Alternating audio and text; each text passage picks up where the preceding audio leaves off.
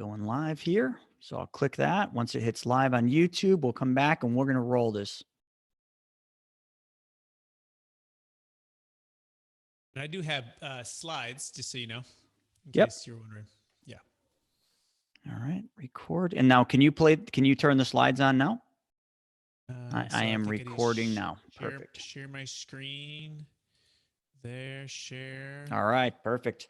Present mode. Look at this. All right. So folks, here we go. Sorry about the technical difficulties. We're, every single day, just like the economy, just like, everything that's happening, it seems like every day we have to pivot and change. And with technology, it's exactly the same thing. Every day we're pivoting, every day we're changing things, and every day we're getting better at what we do.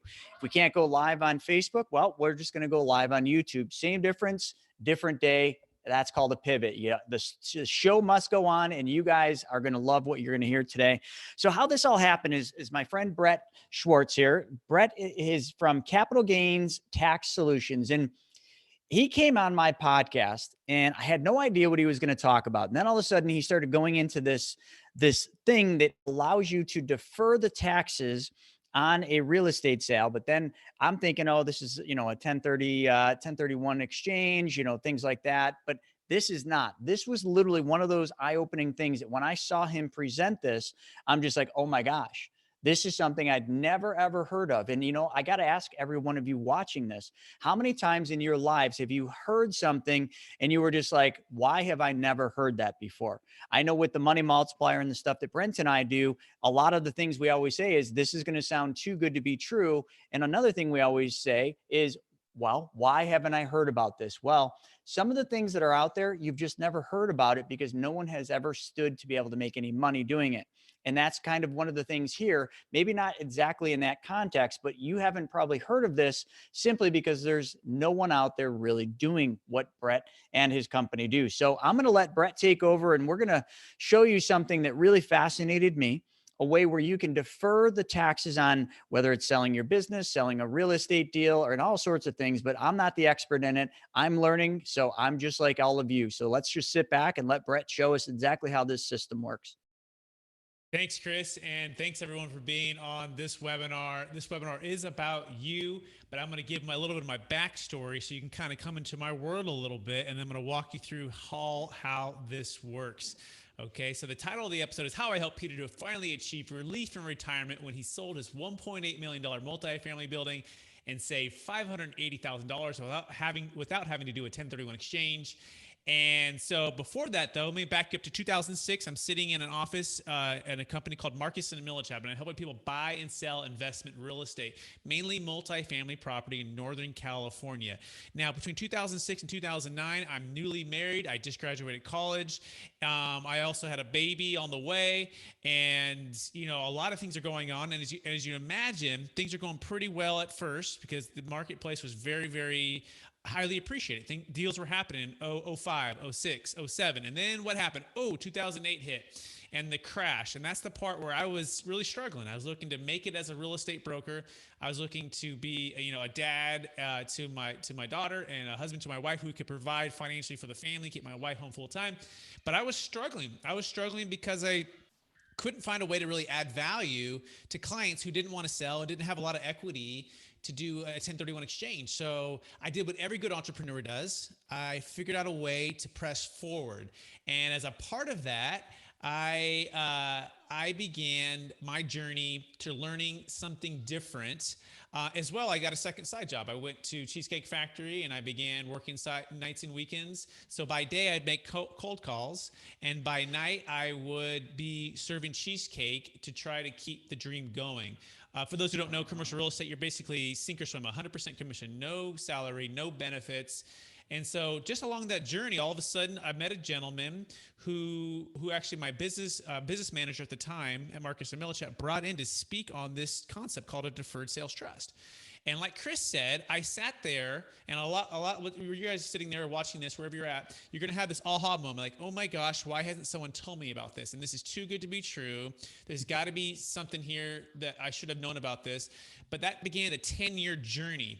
Fast forward, I was able to use this structure not only to grow my business, add tons of value to my clients, but also, provide for my wife and succeed in real estate and keep my dream alive. So I want to show you that. I don't know where you're coming from right now. I don't know if it's just real estate, if it's just a business, or if you're in the brokerage community, whatever it may be, this presentation will be for you. So here we go.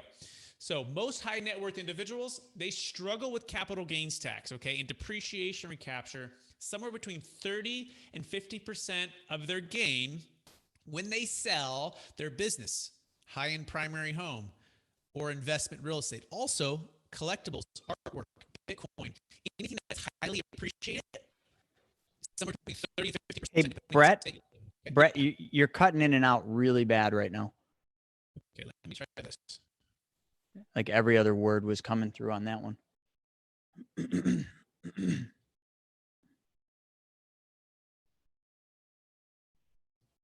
Just reset my voice meter. Does that sound better? Yeah, much. Okay, sorry. And how far should I go back? Oh, no. It was literally, I told you right as it started. Okay. Yep. Okay, perfect. So you go to sell something, you have capital gains tax, right? Especially if it's highly appreciated. And this strategy works for all of these, or the 1031 only works for investment property. So again, high net worth, but also it could be a $1 million deal. It could be a $500,000 deal. 500 is kind of our minimum, but essentially if you have capital gains tax, and we'll get into some of those numbers, folks, you either struggle with it or someone else struggles with it. That's why you want to learn about this. So we use a tool, and this tool is called a deferred sales trust, to help high net worth individuals or yourselves gain tax deferral, liquidity, diversification, and then freedom to retire on a passive income stream or keep going, buy a new piece of investment real estate, buy a new business, all without having to do a 1031 exchange, so that you can create and preserve more wealth. And we call that optimal timing. Okay. And we'll talk about that here in a minute. So again, what's the problem? Well, the problem that actually a lot of property and business owners, they're very reluctant to sell because they're faced with 30 to 50% in capital gains tax when they sell. Okay. And we call this the perfect storm. And it's actually, according to the American Bankers Association, there's about 17 to $20 trillion, which will pass from one generation to the next in the next 20 years. And this is known as the largest wealth transfer in the history of the planet. Okay. And so I want you to think about that. The largest wealth transfer in the history of the planet. And what are they trying to sell? Their business, their commercial real estate, their high-end primary home, all what we consider illiquid assets. Okay. Meaning it could take, a month, 2 months, 3 months to sell or refinance. And they have illiquidity. And these are very hands-on: toilets, trash, liability, right? And so they're getting older. In fact, there's about 77 million in the US alone. And every single day, there's about 10,000 of them turning 65. And so they're faced with all of these kind of headaches, I call them: toilets, trash, termites, employees, ever-changing laws. They also have a lot of debt, and they're looking to sell those. They're going to sell them and move them to their kids or transfer the wealth, but they don't know how to get out because of what? This 30 to 50% of their gain. So I'll give you a deal story. We just closed last week. A gentleman sold a $7.6 million multifamily property. He's a baby boomer. His name's Dave, and he's tired of doing 1031 exchanges. He's sold hundreds of properties over his lifetime, and he's just ready to kind of slow down, right, and retire and enjoy his wealth. But guess what? He has this 1031 requirement that he needs to do, and if he doesn't, he's going to owe 1.1 million in tax. And so for the first time in his adult life and his whole investment career, he decided, and he kind of had perfect timing, because he actually sold before the Corona crisis. And then Corona hit, and his funds were sitting at a qualified intermediary, and he was able to just save his failed 1031, because we can save a failed 1031 with this, and not have to do any more debt. He's out of the debt, and he just parked the funds. And that's what a lot of these folks are facing. They want a solution, but they don't want to pay all those millions in tax. Okay. So what is the solution? Well, the solution is the deferred sales trust. We call this the Swiss Army knife for capital gains tax deferral. It's kind of like a 1031 exchange. It's kind of like a self-directed IRA. It's kind of like an installment sale.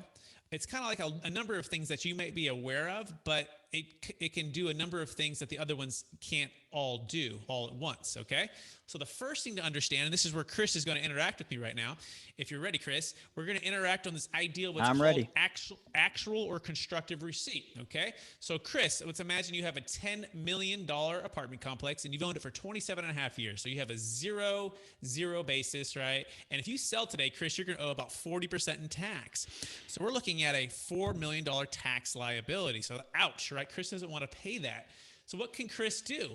Well, Chris, if he receives the funds, okay, that's called actual receipt. So you ready, Chris? We have Joe who's going to buy from Chris. Okay, so Joe comes with that 10 million, and Joe says, "Hey, Chris, here's $10 million," and you say yes. So in that scenario, you receive the money from escrow. The deal closes. How much actual receipt did you receive? How much? All of it. If I just took the money.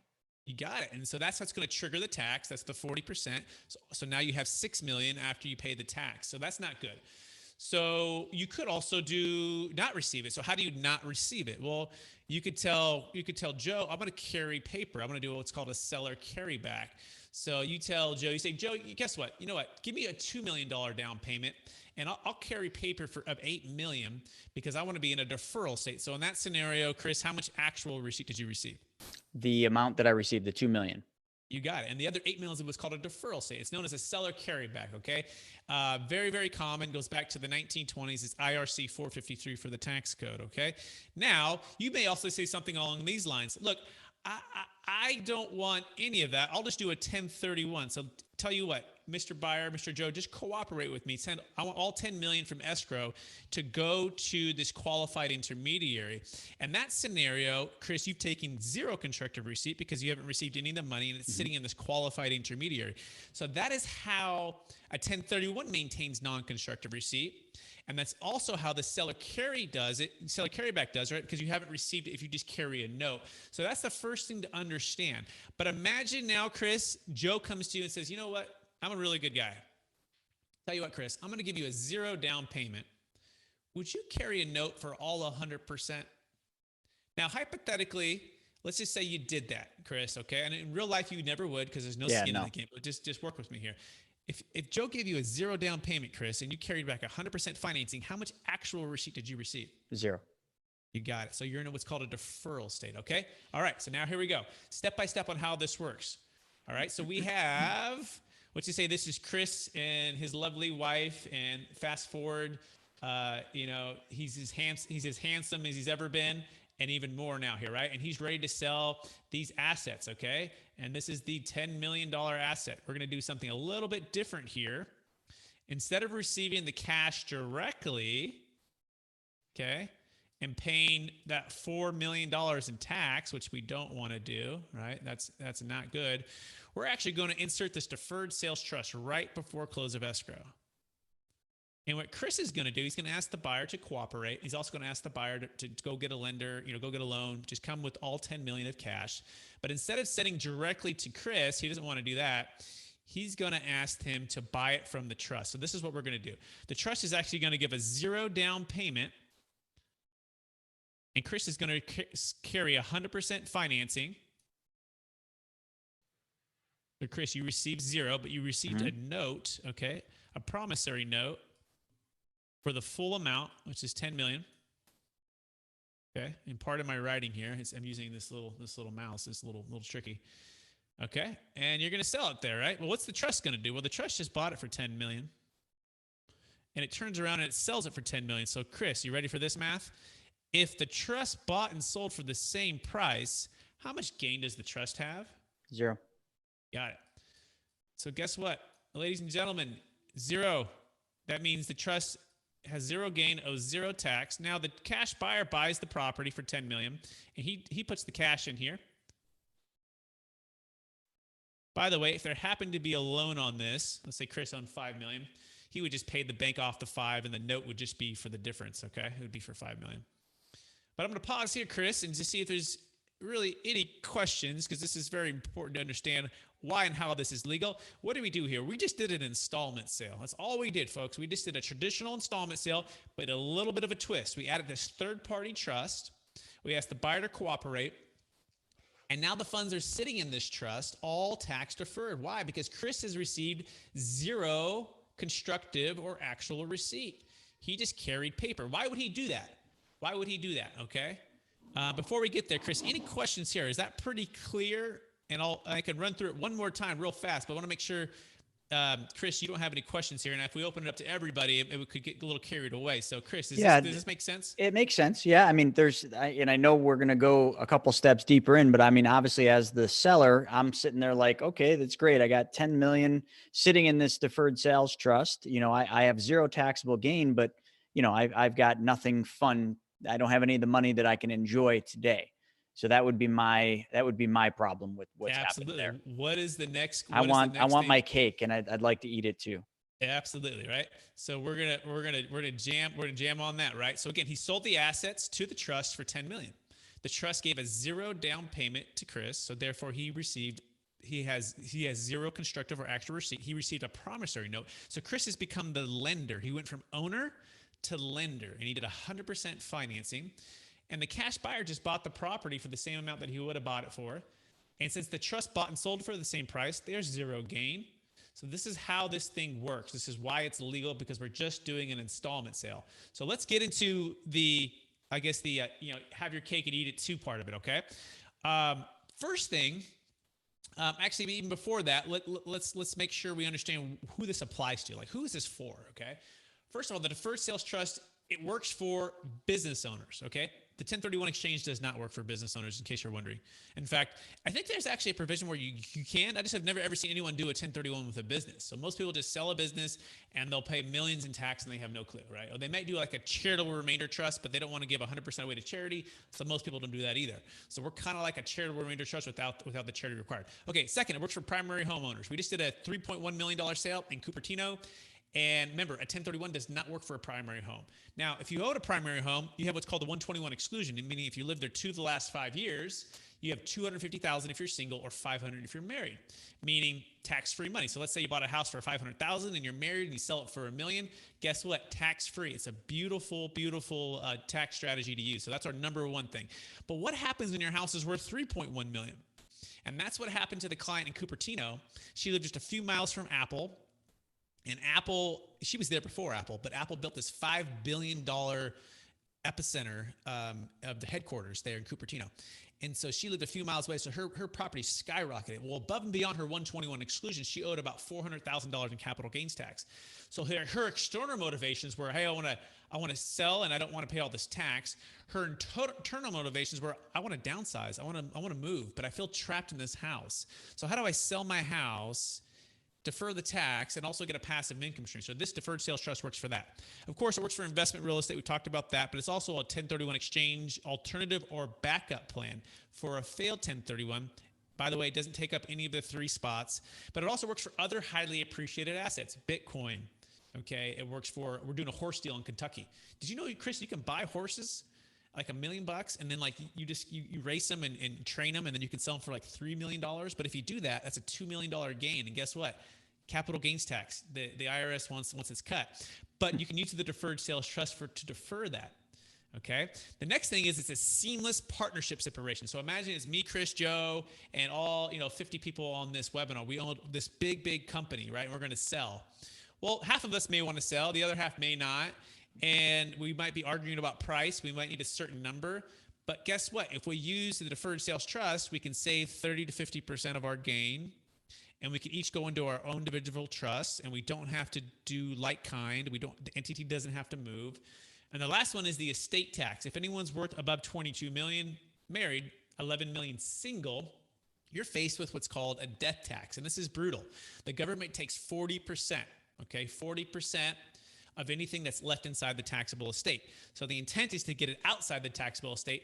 The biggest challenge is you can't get it out fast enough. Why? Because most FLPs, gifting, and most other tax plans are they're just not very efficient. Like, you run out of time. The cool thing about the deferred sales trust is in one deal and one day and one closing, we can move it all outside the taxable estate. So let's put this through an example. Let's say Chris is Hey, worth Brett, $52 million. real quick before we do that, let's just say somebody had bought, let's say somebody had bought Tesla, back at the very beginning, and now Tesla is 700 and some dollar stock, and they had millions of dollars worth of gains. Could that be something that's used in this?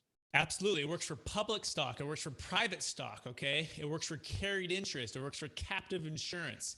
Basically, does it have capital gains tax? So that's the first question you ask. Okay, how much is it? Well, it's $1 million in tax. Okay, well, then we should probably look at it. Our minimum is $100,000 of liability and $500,000 of proceeds. If it's below that, just it's too small. Okay, but yes, it works for public stock, it works for private stock, it works for Bitcoin, it works for horses, it works for investment real estate. Does it have capital gains tax? We can do it. We've done cars, we've done car dealerships, we've done dentists, veterinarian practices, right? So, that answer the question? Absolutely. Mm-hmm. Okay, so estate tax savings. Okay, so Chris is worth 52 million. He's married. He's feeling good, and he's like, you know what? I got this 1031 thing. I can just 1031 and die and get a stepped up basis, which is what most people think. Mm-hmm. They're going to be tax free. Well, hold on.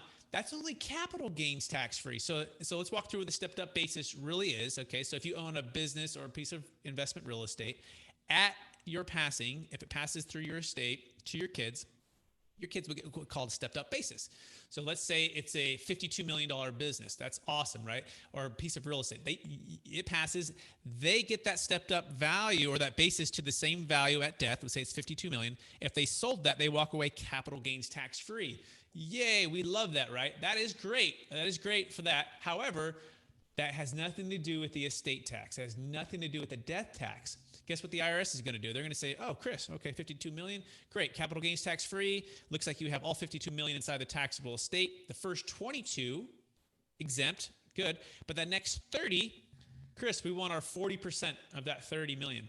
How much is that? That's $12 million. Okay.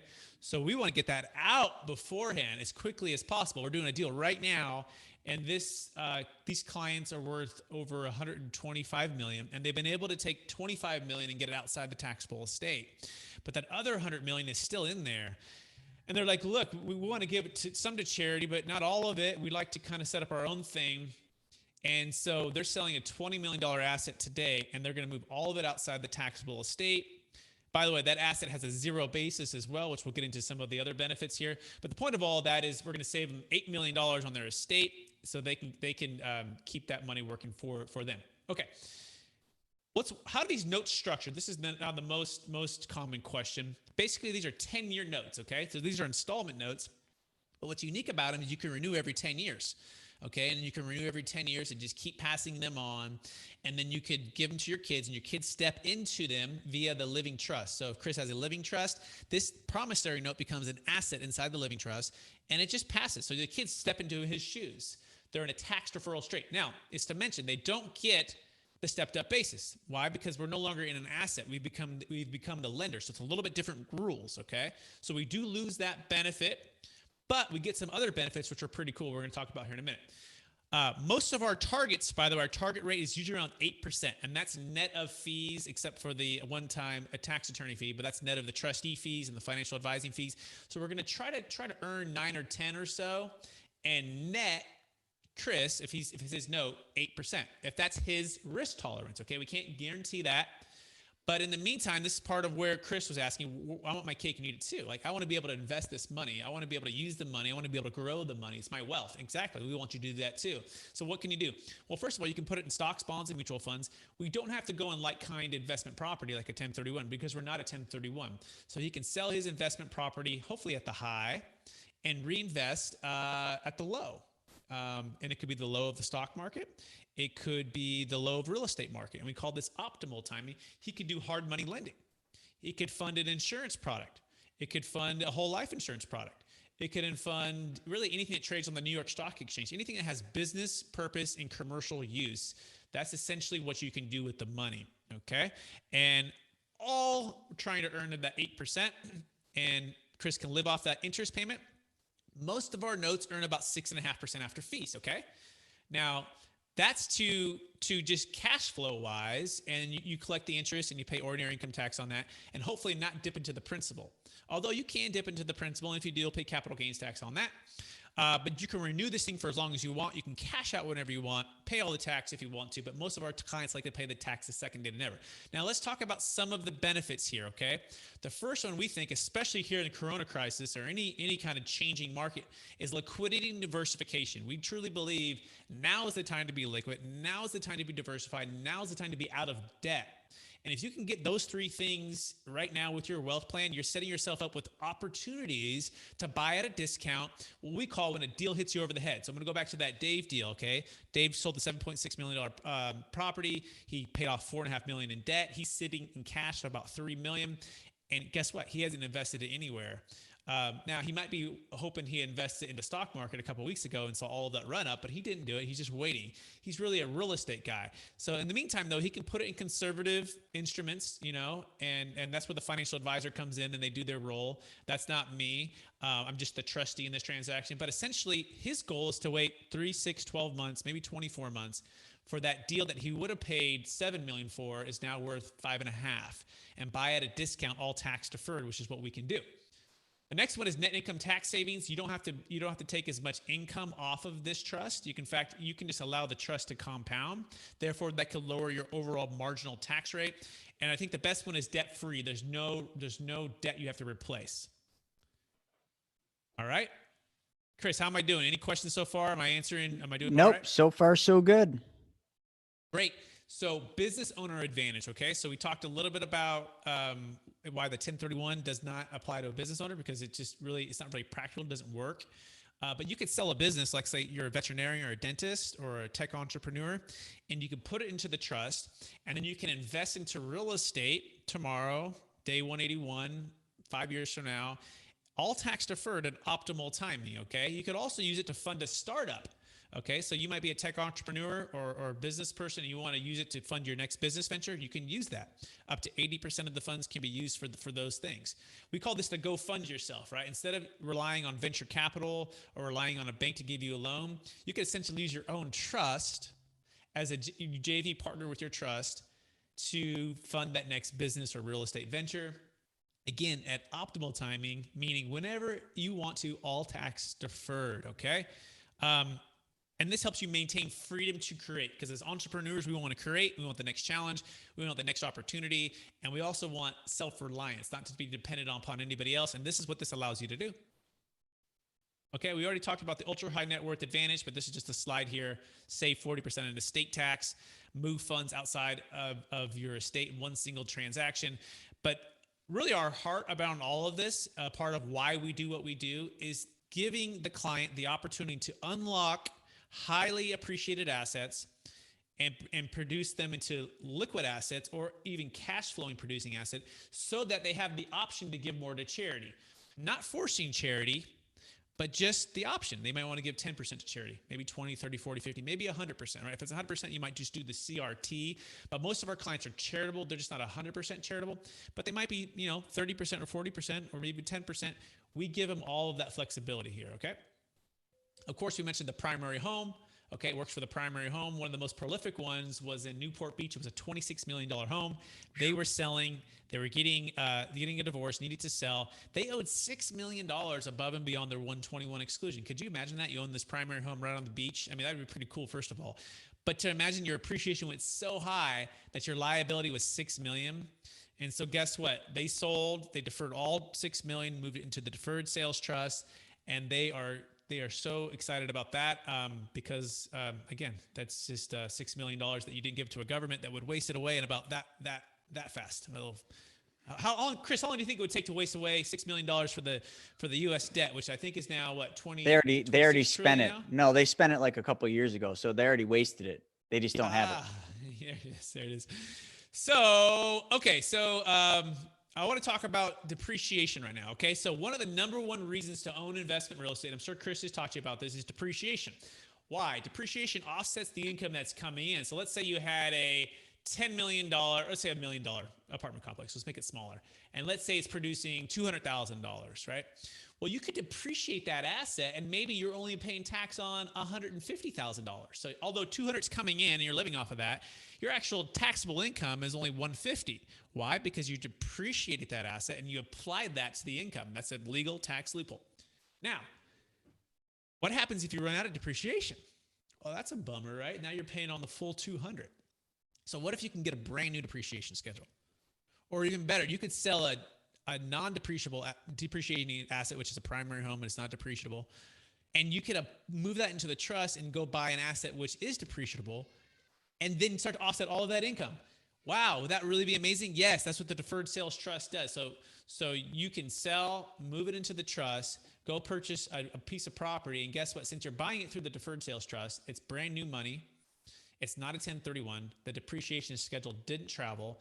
But essentially, this is like the number one secret, top three secrets for building an optimal timing wealth plan, is getting a brand new depreciation schedule and how much that's going to increase your wealth. And it's also the offset to the stepped up basis argument. Well, if I can just wait for the stepped up basis and die, yeah, but if you ran out of depreciation in the meantime, what's your ROI between now and when you die and get the stepped up basis versus moving to the deferred sales trust, get a brand new depreciation schedule, and look at all of those numbers you're saying. So saving there. So if that makes sense. We covered all this already. 1031 exchange alternative. Okay. Few recent closed deal stories. Just closed a 7-unit multifamily sale in Sacramento. By the way, our average deal is 2.6 million. We're deferring somewhere between $400,000 and $500,000 in tax. So, but we've also had some really big deals here too. But just know that it works for any highly appreciated deal. This is actually Peter. This is Peter. Okay. I actually had him on my podcast and on YouTube. You can see him speak about this right here. Okay. Peter's baby boomer. He's close to 70 years old. He's driving from Marin, California to Sacramento 2 or 3 days a week, banging on doors. This is South Sacramento, by the way. So I walk this property. Like, this is like gunshots in your car. Like, you know, if you're on like a Friday, Saturday night kind of place. Really rough. Okay. But he's a caring guy and he's trying to provide housing, but he's having to do evictions. He's having to go through it all. And he doesn't want to trade 18 units for more units. He's just tired of it all. Okay. So I asked him, I said, Peter, why did you do the deferred sales trust? You've been doing 1031s all your life. You're a real estate broker. You're really smart. Why did you do it? And he goes, Brett, I had 18 problems. I had 18 challenges I had to deal with every single week. I didn't want to trade 18 problems for 36 problems. So what did he do? He sold his property. He paid off all of his debt.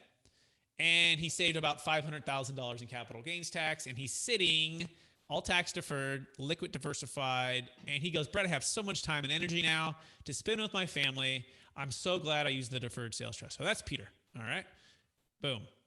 It's a relief to be rid of the apartment building. It's a very lucrative investment, but it came with a lot of headaches that took up my time and energy. And that's really what this is about. How do you create a long-term tax-deferred wealth plan at optimal timing to help you serve your needs? And you may not be ready to retire yet, but you may want to get on the sidelines. You may want to diversify. You may want to get some alternative investments with Chris. He has amazing ideas, but you don't know how to sell that asset, defer the tax, and then unlock that capital to go to work for you, right? And this is what it allows you to do, and this is what Peter did, okay? So next question, how do we know this thing is legal? Okay, anyone comes to you with a brand new tax deferral strategy you've never heard of, and you're like, too good to be true, you got to ask these questions. The first one is, how do we know this thing is legal? Well, first of all, it's a 90-year-old tax law. Remember I talked about IRC 453? It's based upon an installment sale. It goes back to the 1920s. If you don't know it, your CPA definitely knows it. Chris definitely knows it, okay? It's just a seller carryback. That is the foundation of our structure. Now, we're being creative on how we're applying this law, which becomes the next most important question. Well, how many of these have you closed? Like, are these just like, you just trying this out for the first time? No. Thousands and thousands. Okay, we put 2,000 here, but between you and I, it's around like about 8,000. But we don't like to talk about huge numbers because it can kind of invite the IRS people to come take a peek. So, but 24-year track record, thousands of closes. The most important question of all of that, though, is, okay, of all those closes, how many of the IRS actually looked at? And then did you survive any of those audits? And the answer is yes, 14 of them. In fact, the largest one was for a $125 million deal in San Diego, and that was a no-change audit, okay?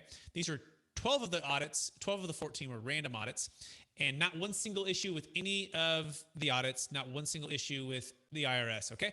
2 of them were formal audits. They're like, okay, this is getting so big, we want to see everything. Bring everything under the sink. Let's lay it all out. I want to meet with the tax attorney. I want to see everything. I want to talk with clients. And they did formal reviews, okay? And some of these took multiple months. They sent it back to the IRS in DC, and they looked at everything. Same thing. That first one happened in 2008. The second one happened in 2019. No change audits. Okay, also were reviewed by FINRA, also reviewed by national law firms. But more than all that, the tax attorneys stand behind their structure. They actually indemnify the client. They provide lifetime audit defense. Okay, so how do you know your funds are protected? So this next most important question. So I sell, all my millions go into this trust. How do I know that this trustee that I've never met before, who's talking about this brand new tax strategy, how do I know he can't just take the funds and go to Mexico? Okay. Well, first of all, the funds only ever move with your signature. They're held at some of the largest banks in the world: TD Ameritrade, Bank of New York Mellon, Charles Schwab, who's actually now TD. You have 24/7 access to view the accounts, and the funds only move with your signature. So you could pay the tax, Chris. Let's use Chris's example again. And you could come into 6 million and put it with TD Ameritrade. And guess what, Chris? The funds don't move without your signature. Or you could sell, not pay the tax, put it into the deferred sales trust, and guess what? The funds don't move without your signature. So is there any difference? No, there's no difference. It's the same protections. We also have what's called DACA, which stands for Direct Access Control Agreement. It's another way to protect that the funds don't move without your signature. Okay, so there we go. Where are the funds invested? Okay, well, where do you want them invested? You know, Chris, let's walk through this right now. Chris, if you had $10 million right now, where would you want the funds invested? Mutually owned insurance companies, 100%. Sweet.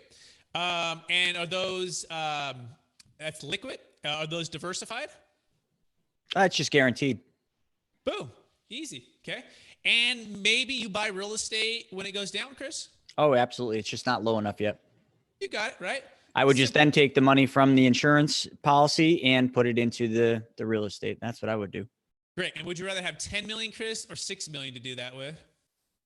Really? I think 10. 10 sounds good. There you go. So it's really as simple as that, guys. But you can put it in investment real estate. You can put it in a business. You can put it in securities. You can put it in insurance products, mutual funds. But basically what we do is Chris, before anything closes, he fills out what's called a risk tolerance questionnaire.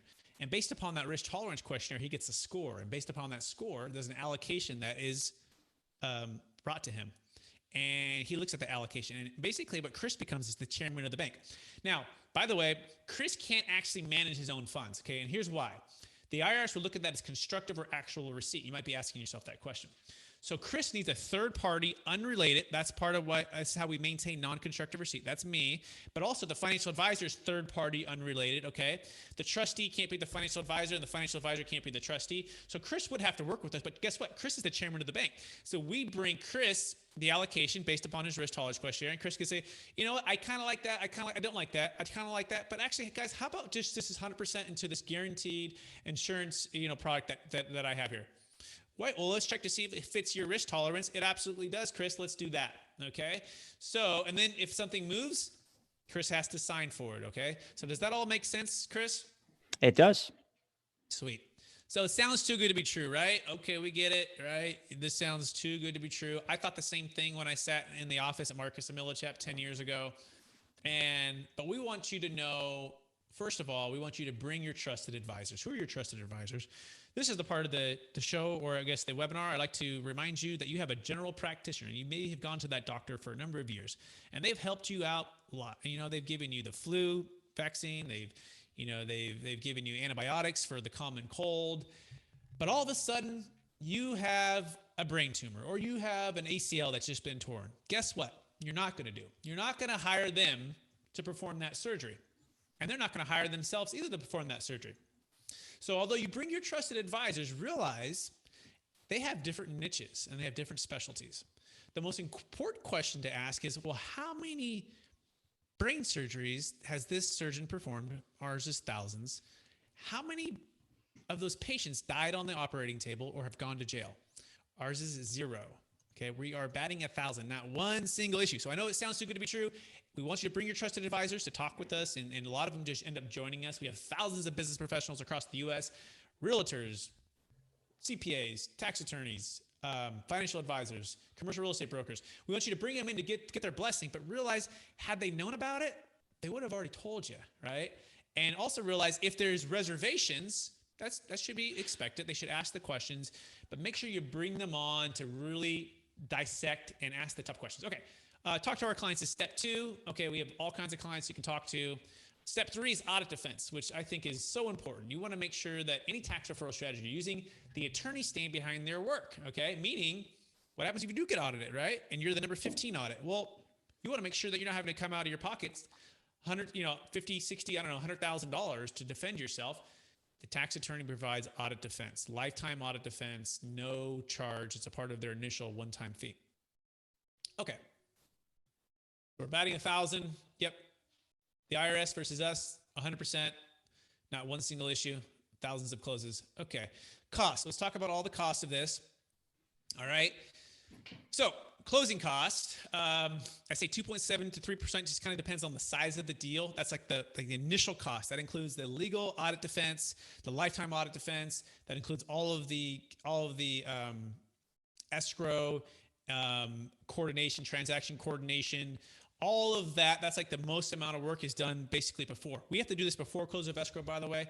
If it's post escrow, it's too late, unless and if it's with a 1031 QI company. But essentially, closing is about 3%. And that also includes the first year trustee fee. That includes the first year financial advising fee. And then there's also about a $1,500 bank account DACA fee. Okay.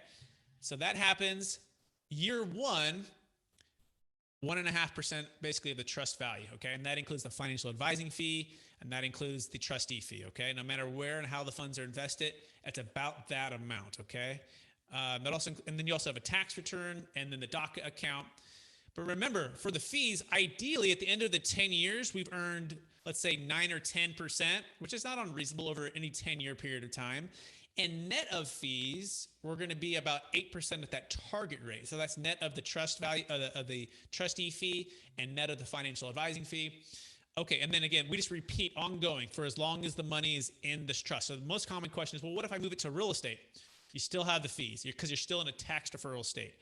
Well, you might say, well, how about if I just cash out? There's no surrender fees. You can cash out. You'll pay the tax, right, to the government, but we don't hold you hostage there. Those are the fees. So this is Chris's deal. Use it, not use it. So Chris, if you not use it, you could pay $6 million or $4 million to the government, and we consider that a fee, and you could have $6 million. Or you could use it minus the closing costs. You have $9,698,500 versus $6 million. Chris, which one would you like to have? Yeah, I'll just pay the fee. Yeah, exactly. And so we have an extra about $3.7 million. Okay, that's cool. So obviously your deal has to be big enough. There has to be enough appreciation. If the tax is too low, we're the first one to tell you, don't use it. Just pay the tax. We have a deferred sales trust calculator that you can go to, and you can answer 12 questions. It's going to give you a side-by-side comparison. By the way, we don't charge anything unless and if you do the deal. So we will analyze the deal. We will consult with you on the deal. We'll actually provide all the trust paperwork. We'll establish the trust.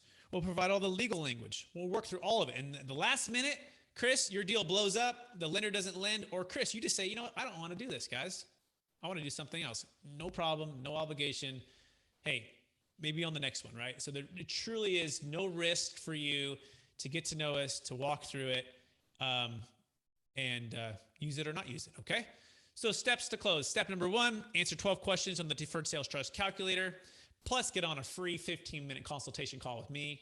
Basically, we're just going to figure out if it's a good fit to even move forward with the next step, which is step 2, a 60-minute call with the law firm. These are the brain surgeons. I'm just kind of like the nurse. I'm kind of like the guide. I'm kind of like the offensive coordinator. I'm kind of putting all the pieces together here, okay? But I'm just the nurse. I'm not actually doing the surgery. The surgeons are the CPAs and tax attorneys, okay? You can invite your CPA to the call or your trusted advisors. You will sign, if you like to move forward, a conditional engagement agreement, which basically states, yeah, if I do the deal and actually close into the trust, I'll pay Capital Gains Tax Solutions, right? I'll pay the tax attorneys. Step 3 is to connect us with escrow, take the risk tolerance questionnaire. I say choose your financial advisor, although if they need to be in our network, okay? So we do have them in our network, So let's say for example, Chris joined our network. Chris could be your financial advisor as long as he's not related to you, okay? Which could be cool, right? Which would be great. If not, you could use ours, okay? That's it. I'm going to open up for questions right now. Well, one of the questions, let's go back to that one slide that you did where we were talking about the different ways. Remember where you drew all the lines?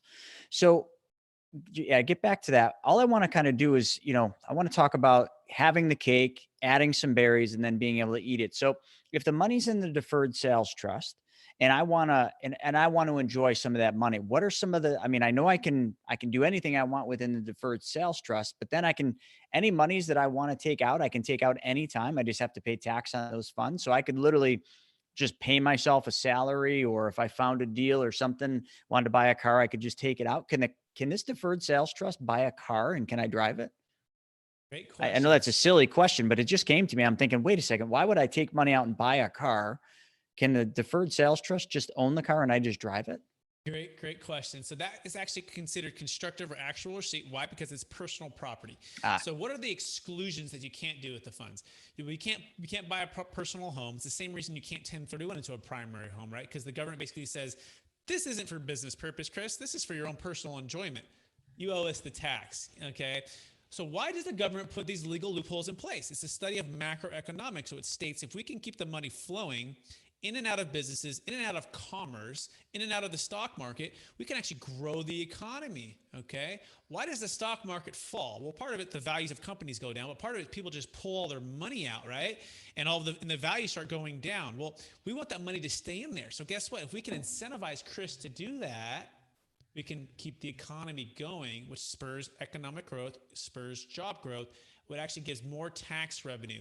So, but if you just put it into your primary home, they go, nah, or you buy a fancy car, nah. So now the interest payments that come off of that, Chris, you're going to pay ordinary income tax on the interest payments. And of course, you can use that to go buy a car. But if you really need that cash or a portion of that cash, no problem. We just schedule a distribution. Chris, you want $1 million to travel around the world, buy fancy cars? Go do that. Here's $1 million, pay capital gains tax on that, then go spend it. Does that answer the question? it does. And then we got another question. Can you use one trust for multiple sales, or do you have to do a new trust for each sale? So let's just say, we sell as this one. I sell that big apartment complex. I move that in there. And then a year later, I'm just sick of calls on Easter and Sundays with backed up sewers. So I sell all the rest of them. Can I put all that money in one sales trust? Absolutely. This is the beauty of the deferred sales trust. You form one trust and then you just have multiple notes. Okay. So I also want to think about it like this. Like imagine you own 100 single family homes. Okay. And we have clients like this and they feel really challenged because they can't really 1031 because there's 100 different transactions. Now they could sell it in bulk and try to do a 1031, but the timing of all that is a mess. And then you also have to do a discount to an investor. So what's the solution? Well, the solution is to sell each one individually to, let's say, a primary homeowner who can get FHA financing and can pay the maximum price. So you just gain 20 to 30% on that value of that property. And then just slowly, methodically move it into the trust. And now you can pile all of that cash in the trust. And now, again, you could use 80% to go buy, let's say, a 200 unit apartment complex, right? Sweet. And I just leverage that money too. Maybe I only put 50% down, 20% down, whatever. And I get the maximum depreciation that I can do a cost seg on. So I know I went into like DST Ninja 2 and 3, but that's kind of what we do. Beyond just closing, people say, well, what are you getting paid for? Well, not just setting it up, but it's executing this trust and it's making sure we're studying the guardrails, but it's also consulting with you, Chris. So like fast forward, you may have a loss on the property, Chris, like of $2 million. Let's say you had a loss 5 years from now. Well, guess what, Chris? You got a 2 million loss this year. Why don't we call 2 million out of the trust and let's let it just wash away? So we call that tax engineering. I never thought about that. Does it make sense for Chris to receive the funds today, tomorrow? Well, I don't know, Chris. What does it make sense for you? Well, let's all get together and let's look at your wealth plan and let's make sure you have a tax deferred optimal timing wealth plan in place, just like you have a financial plan in place, just like you have a CPA to do your tax part in place. We become that part of your team. That was a great question. Can you go back to the last slide where it's your info for how they would contact you? And, what would be too small of a deal for this? Yeah. So the minimum deal sizes are $500,000 of proceeds. Okay. So if I sold $1 million business or property and I owed $500,000 to a bank. Okay. So we hit that number. That's the first thing, proceeds, net of closing costs. And then $100,000 of liability. Liability not to be confused with gain. Your gain may be $300,000, Chris, and you might have a 30% tax on that. And that'd be a $100,000 liability. So what is the actual check you're writing to the state, to the federal government, and Obamacare and depreciation recapture? Add all of those up. But better yet, just go to our website, type it into the deferred sales trust calculator, boom, boom, side-by-side comparison, and immediately we know if it's worth taking a look at. Now, if you told me, Brett, my first one's 50,000, but my second house is 70, my third one is 20, well, let's add those up collectively, right? And let's say, okay, as long as you're going to be selling over the next few years, let's add those up, and then let's move it into the trust. Interesting. Let's see. It says, another question is, how is the profit from the trust investments taxed? That's a great question. And what What if I get the profit dispersed to me, not the principal? Great question. So Mhm. Really let's good first talk question. about the entity itself. And this is actually, we call this a net income tax advantage. So it's a separate entity, okay? It's a particular trust. It's actually a business trust. And because it's a business trust, it has some unique characteristics, such as Chris might say, you know what? I'm already making $240,000 right now. I can live off that. It's all I need. This asset that I just sold, that would push me another 250, which puts me into a higher tax bracket, which I don't need. Brett, can we just set the note to no payments and just let it compound? The answer is yes. Okay, so actually, I would say 50% of our clients do that now. They don't need or want the income right now. They want a lower marginal tax bracket. So their day job or their other investments are producing, let's just say 240,000. Well, if you have the trust paying you, again, just an extra 10 or 15,000, boom, you're in 250. Now you're in a new tax bracket. Okay, so we always say is, well, Chris, how much do you want and need to live off per year? You say, well, 240. Okay, well, Chris, would you like just the trust to compound and so you don't have to, take unnecessary income to pay tax on? And you say, yeah.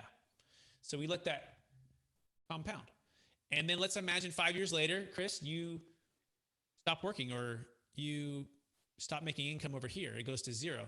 Well, guess what? Let's turn on the spigot over here. Let's turn on the spigot and let's let the deferred sales trust start to pay you. So then you're going to pay ordinary income tax on that. So that's the first thing to understand. You could also move into another state and establish residency, right? This is a powerful way to do that. Okay, this is another kind of a ninja trick here, another secret. Now I want to make sure I answer your question. So it depends on the earnings too, on what the trust makes. So it all depends on how and where you invest it. Okay, so that's the part where I kind of step back into my nurse role and I leave that up to the brain surgeon, the CPA. So we need to look at it as a whole. But generally speaking, the trust itself, because it expenses what it owes you, it doesn't pay tax. Okay, because it's able to say, yeah, Chris took 0. Yeah, we earned 8, but we owe Chris the 8. So because the trust files its own tax return, it's able to offset that. So hopefully that answers the question. Yeah, I think it does. And I'm just waiting. I got another one here. I'm just trying to get clarification to what it is. But another thing too, so let's just say somebody had a deal already under contract. Is it too late for them to do this? Like where should they start the process if they think they're going to sell a property or have a large taxable gain, or after they've already got it under contract? Where do they start? Great question. So earlier the better. Okay. So if you're under contract, that's okay. We just need to know if the buyer has removed all contingencies. So if there's even one contingency remaining, it's not too late. Okay. So that applies to businesses, primary homes, or other assets. Okay. Why? Because the government says if it's removed all contingencies and you just throw this in the last minute, they're going to say, no, that's constructive receipt. You basically had the money, it's basically there. So as long as the buyer hasn't removed all contingencies. Now, if you're selling an investment property and the buyers remove all contingency, that's okay. We're just going to send your funds to a qualified intermediary. And you make sure you're working with one of our preferred vendors, because not every 1031 exchange company is created equal. Okay, you want to make sure they provide you both options. Okay, not just the 1031 option, which is their business. Guess what? Most 1031 companies don't want you to know about this, right? Because they're going to lose business. So, but actually the good ones, they see it and they go, it's actually going to grow our business because we're going to give both options, which is adding value to you. So you're selling an investment property. They remove all contingencies. Just send it to a QI. Now from the QI, we can close on day 46 to day 181. So just email us, get with us to make sure you get all that language and get the vendors and everything else. That's awesome. So everybody, like this, when I heard this, that was fascinating. I always only knew about 1031 exchanges, and I did a 1031 exchange when I sold a strip mall, and it was terrible. It was a terrible experience. I couldn't find another property that I could move the money into. I ended up paying the fees for the 1031 and then end up having to pay the taxes anyway, because I couldn't find a place to move the money. And I think a big mistake a lot of people make with 1031s, if that's the alternative you're using, is it almost forces you to go out in a rush and find a property. So a lot of people are have or are overpaying for properties just so that they don't have to pay the taxes. So they look at it and they say, okay, I got to pay taxes, or I'm just going to overpay for this property because I got really no choice. I got to hurry up and move. And that's all I could make a deal on. So this gives you the time. This gives you the freedom. This gives you the control. You constantly hear me talking about having control of your money. This gives you that control where you can make sound decisions, where you don't have to overpay for properties or whatever, businesses or whatever it might be. But this is just going to give you the ability to really take back those controls and have the time to really think through or just find that opportunity that you're looking for. And then one other thing And to too. that point, Chris. Go ahead. Oh, yeah, go ahead. Sorry. No, go ahead. I was going to say, our parents taught us to sell high and buy low, right? Not sell high and buy higher 180 days later, taking on equal or greater debt, right? And feel rushed and forced to overpay. That's what happened in 08. I mean, 05, 06, 07, people overpaid and they did these 1031s just to defer the tax. And guess what? I had friends, family, and clients lose everything because they overpaid. They didn't make sound decisions. They didn't buy at optimal timing. They bought on 1031 timing, which is the broker's favorite thing. I'm a broker too. I still help people buy and sell close to $100 million in commercial real estate. I do that. I like that when the deals make sense, when it's a buyer's market, when it's on your terms, right? Based upon your goals, not just to defer the tax. Okay. So that's where we think exactly what Chris is saying is so true. Sell high. And then why not buy low, which is actually the most prolific deal ever, which is in Minnesota real fast. This gentleman's worth $350 million. And in 2006, he owns all commercial real estate. He just prints money with these deals. He sold his property. 5 years later, he sold his property, moved to the deferred sales trust, deferred all the tax. 5 years later, that property that he sold was foreclosed on. Guess who the bank called?